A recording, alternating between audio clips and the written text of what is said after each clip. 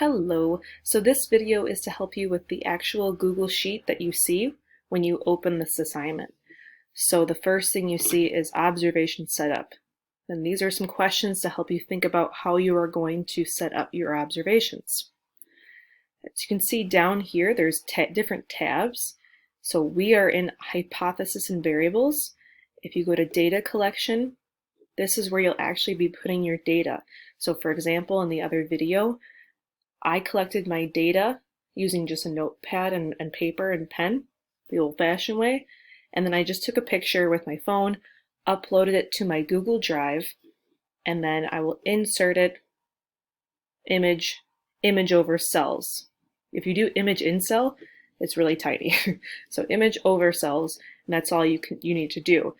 If you don't want to take a picture of your notebook or for whatever reason, it's easier for you, you can actually type in your data here.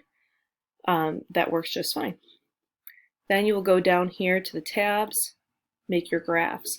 So this is where you're actually going to be inputting and typing your data in the form of independent and dependent, right?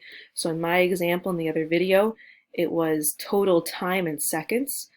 And then over here, the dependent was the behavior that I saw Bob, my cat, do. You would highlight.